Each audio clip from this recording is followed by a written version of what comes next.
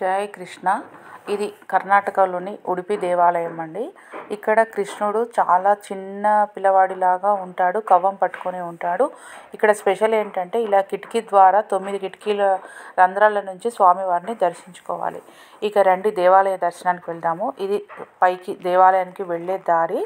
ఇది కొంచెం వెళ్తురయ్యాక తీశాను. మేము సుప్రభాత సేవకు వెళ్ళామండి. ఇలా పైన ర్యాంప్ కనిపిస్తుంది కదా, అలా 4కి అలా వెళ్ళాము. 5:30 వరకు స్వామివారికి అభిషేకం జరిగిందండి. అది కిటికీ గుండా చూడొచ్చు. మధ్య మధ్యలో అక్కడక్కడ టీవీ పెడతారు. ఆ టీవీల ద్వారా మనకి కనిపిస్తుంది అభిషేకము. ఓన్లీ అర్చకులు మాత్రమే లోపలికి వెళ్ళి చేస్తారు మూల విరాట్కి. మిగతా భక్తులకంతా కిటికీల నుండి దర్శనం అండి. ఇలా ర్యాంప్ పైకి వెళ్తూ ఉంటే మనకి కుడివైపు ఇలా గోశాల కనిపిస్తుంది. గోపాలుడు ఎక్కడుంటే గోవులు ఉంటాయి కదా, సో చాలా రకాల జాతులవి గోవులు మాకు ఇక్కడ కనిపించాయండి. ఇలా ఈ పట్టాల మించి నడుచుకుంటూ వెళ్ళాలి పైకి.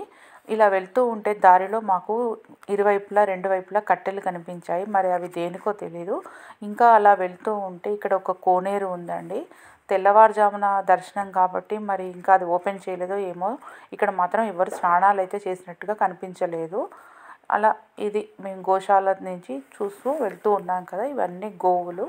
లోపల దేవాలయంలో ఇది దీపాలన్నీ వెలిగించుకోవడం అండి. ఎవరైనా వెలిగించుకోవచ్చు. ఇక్కడ స్వామివారి అభిషేకం అయ్యాక ప్రతి భక్తుడు వెలిగించుకోవచ్చు. ఇక దర్శనం అయ్యాక ఇలా బయటికి వస్తే ఇక్కడ 3 మఠాలు కనిపిస్తున్నాయి. ఒక్కొక్క మఠానికి 3 నెలల చొప్పున మా టెంపుల్ మేనేజ్మెంట్ అంతా చూసుకుంటారటండి. వాళ్ళది బాధ్యత 3 నెలలు. ఇలా ప్రతి 3 నెలలకు ఒకసారి ఇక్కడ మారుతూ ఉంటుంది. ఉదయం అవడంతో మొత్తం షట్టర్స్ అన్నీ క్లోజ్ చేసి ఉన్నారు, ఇంకా ఓపెన్ కాలేదు. ఇది బయటికి వచ్చే దారి అన్నమాట. 2 దారులు ఉన్నాయి.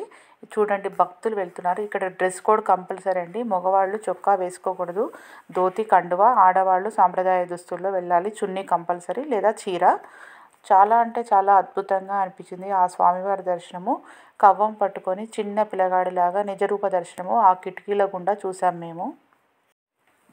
ఇక్కడ ఉడిపిలో కృష్ణుడు కవ్వం పట్టుకొని ఉంటాడు.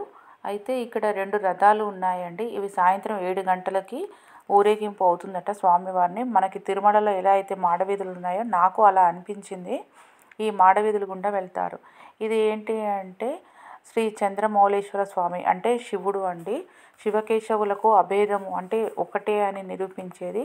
ఎక్కడ అయినా చూడండి మీరు, దాదాపుగా శివుడు ఉన్న చోట కేశవుడు ఉంటాడు, అంటే విష్ణుమూర్తి వెంకటేశ్వర స్వామి కానీ ఉంటారు. ఇలా మేము ఈ దేవాలయానికి వెళ్ళి ఇక్కడ కూడా దర్శనం చేసుకున్నామండి. శివలింగం చాలా అద్భుతంగా అనిపించింది. మనకి ఇక్కడ ఈ టెంపుల్స్ అన్నీ మనకి కేరళ స్టైల్లో ఉంటాయి. ప్రతిదీ చాలా చాలా బాగుంది. ఫోన్స్ నాట్ అలౌడ్ అండి లోపలికి. బయట మాత్రం యథావిధిగా ఇలా మనం ఫోన్స్ వీడియోస్ తీసుకోవచ్చు, ఫొటోస్ దిగొచ్చు. చాలా అంటే చాలా అద్భుతమైన కట్టడాలు ఇవన్నీ. చూసారు కదా మీరు, స్వామివారు ఇలా కవ్వం పట్టుకొని మీకు అక్కడక్కడ ఇలా విగ్రహాలు కనిపిస్తూ ఉంటాయి. గోపాలుడు ఇవన్నీ ఉంటాయి. చాలా చోట్ల మాత్రం కనిపిస్తుంది. ఇక్కడ వంటశాల కనిపించిందండి. లోపలికి వెళ్ళి చూశాను. పెద్ద పెద్ద గిన్నెలు ఉన్నాయి. మరి అది ఆరగింపులకా భక్తులకా నాకైతే తెలియదు. ఉదయం అవడంతో ఈ మార్నింగ్ మాత్రం ఇక్కడ లోపల షాపులు తీశారండి. ఇవన్నీ పెద్ద పెద్ద విగ్రహాలు ఇక్కడ అమ్ముతున్నారు. ఈ ఉడిపికి వచ్చిన వాళ్ళు కంపల్సరీ కవ్వం కొనుక్కొని దేవుడి గదిలో పెట్టుకోవాలట. ఎందుకు అంటే కవ్వం పట్టుకొని ఉంటాడు కాబట్టి. ఇక్కడ నిరంతర భగవద్గీత పారాయణం జరుగుతుందండి. గీతోపదేశాలు గీతకి సంబంధించినవి చదువుతూ ఉంటారట. అఖండ గీతా పారాయణము భక్తులు ఎవరో ఒక బ్యాచెస్ వైజ్గా ఎప్పటికీ నిరంతరం జరుగుతూ ఉంటాయి. ఇది మాత్రం ఇక్కడ కనిపిస్తున్న విగ్రహము లోపల లాగా ఉండదండి, ఊరికే అలా పెట్టారు. ఇక్కడ ఉడిపిలో వసతి సౌకర్యం కూడా చాలా బాగుందండి. మనకి టెంపుల్స్ చుట్టుపక్కల బయట బస్ స్టాండ్ దగ్గర అంతటా ఉంది. ఇది అన్నప్రసాద కేంద్రము. ఇక్కడ మనకు పాంచజన్యం శంఖం లాగా పెద్దగా ఉంది ఒక బొమ్మ. ఇదేంటి అంటే మనకు బృందావనంలో మీకు చూపించాను కదా, నా వీడియో చూడండి. అక్కడ గోపికలతోటి శ్రీకృష్ణుడు తులసి చెట్లలాగా ఉంటాడు కదా, ఇక్కడ కూడా సేమ్ అలాగే పెట్టారండి. లోపల నిధివన్ లాగా తులసి చెట్లు పెట్టారు కానీ తులసి మొక్కలు లేవు. చుట్టూ ఇలా తులసి పెట్టేసి మధ్యలో ఒకటి కృష్ణుడిలాగా పెట్టారు.